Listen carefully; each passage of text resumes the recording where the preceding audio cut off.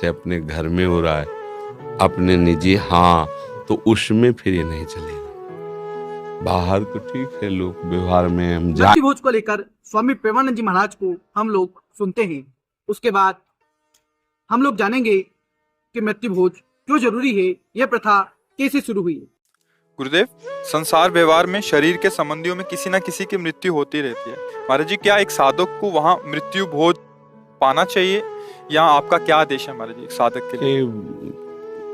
वैसे शास्त्रीय निषेध है, पर यह ध्यान रखना चाहिए जैसे अपने घर में हो रहा है, अपने निजी हाँ, तो उसमें फिर ये नहीं चलेगा। बाहर तो ठीक है, लोग व्यवहार में हम जाना पड़ेगा, गृहस्थ तो ना पाएंगे किसी बहाने से कहीं तक चल, लेकिन अपने घर में जब परिवार है, मान लो 150 लोगों का, उसमें जाना पड़ेगा, उसमें पाना पड़ेगा। तो थोड़ा जैसे किशमिश आदि का भोग श्री जी का लगा ले, जहाँ सा पाना हो तो वहाँ चुपचाप अपनी थाल में डाल ले, जो आपको भोजन मिला, राधा वल्लभ लाल की जय पा ले। साथियों, आपने सुना प्रेमानंद जी महाराज को। मैं आपसे एक बात कहना चाह रहा हूँ कि मृत्यु भोज करना पाप नहीं है, लेकिन इसकी शुरुआत कैसे हुई? इसकी शुरुआत हम देखते हैं तो इसकी शुरुआत वैदिक काल से हुई। पहले क्या होता था कि जब भी किसी परिवार में किसी प्रियजन की मृत्यु हो जाती तो आपसी रिश्तेदार, भाई बंधु, परिवार के जन, कुटुंब, पड़ोसी तरह तरह के फल, फ्रूट, व्यंजन लेकर जिस घर में मृत्यु हुई उस घर में आते थे और उस घर के लोगों के साथ बातें करते थे। उनको जो सदमा लगा है उस सदमे से उनको बाहर निकालने की कोशिश करते थे धीरे धीरे, ताकि वो लोग अपने रोजमर्रा की जिंदगी फिर से शुरू करें। जो उनको आघात पहुंचा है उस आघात से ऊपर उठे। लेकिन समय के साथ हुआ क्या? समय के साथ ये जो रीति थी, ये जो प्रथा थी, ये बढ़ते बढ़ते कुरीति हो गई। आजकल ऐसा हो गया कि जहाँ भी सिंपल स्टेटस का काम मृत्यु भोज करने लगा।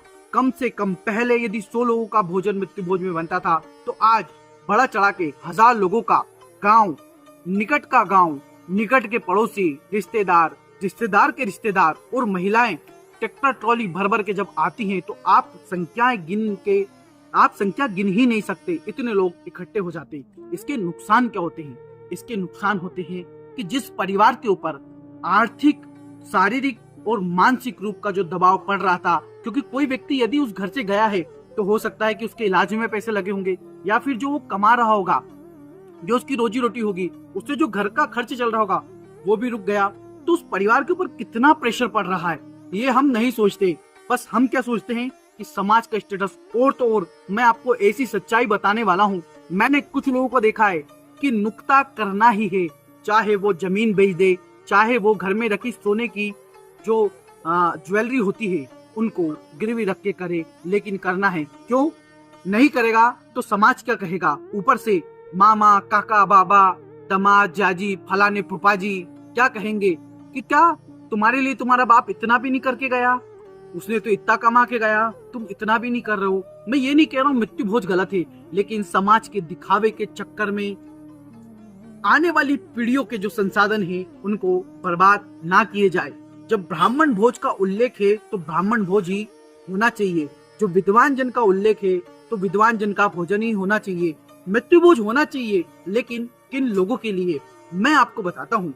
जो नजदीकी रिश्तेदार हैं, जैसे दामाद, मामा, मासी, बुआ और जो कुटुंब पड़ोसी है, ऐसे लोगों के लिए ये व्यवस्था रखनी चाहिए।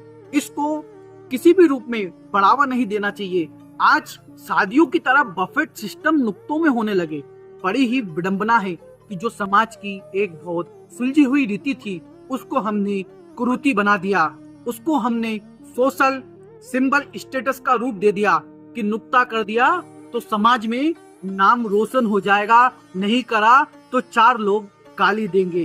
भाई 4 लोग गाली दे या नहीं दे, यदि नमक की कमी हुई तो 4 लोग यही कहेंगे नमक कम था। इतनी छोटी सी चीज के ऊपर लोग आपको पिंच करेंगे, आएंगे, खाकर चले जाएंगे। यदि आपको ऐसा ही करना है तो उससे अच्छा है कि जिस व्यक्ति के लिए आप मृत्यु भोज करवा रहे हो तो आप अच्छा हो सकता है कि आप कुछ अच्छा सा लोगों को, गरीब लोगों को दान कर दो, या उनके नाम से कुछ ऐसे काम कर दो कि आने वाली पीढ़ियों के लिए एक उदाहरण पेश हो जाए। साथ ही साथ मैं इतना ही कहना चाहूंगा कि भैया कहीं भी ये नहीं लिखा, किसी भी पुराण में ये नहीं लिखा कि बड़ा नुक्ता करने पर वो प्राणी स्वर्ग की ओर जाएगा। कहीं नहीं लिखा। सिर्फ अपने कर्म से ही वो स्वर्ग की ओर जाएगा। इससे अच्छा है कि आप मृत्यु भोज कीजिए, मना ही नहीं है, लेकिन सीमित तरीके से कीजिए। जो व्यवस्थाएं पूर्व काल से चली आ रही है, उस पूर्व काल की व्यवस्थाओं से कीजिए। एक और बहुत अच्छा सुझाव मैं आपको देना चाह रहा हूँ।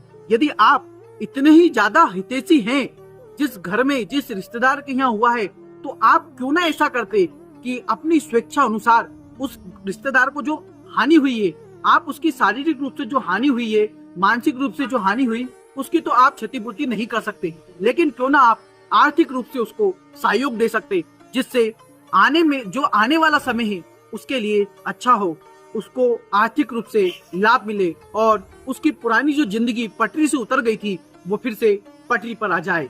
इसलिए इतना ही कहूंगा कि किसी को दबाव पूर्वक मत मनाइए कि भाई तुझे नुक्ता ही करना है।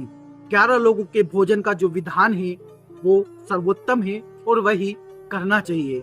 मेरी किसी बात से यदि आपको मानसिक रूप से हानि पहुंची हो तो उसके लिए मुझे क्षमा करने की कोशिश करें।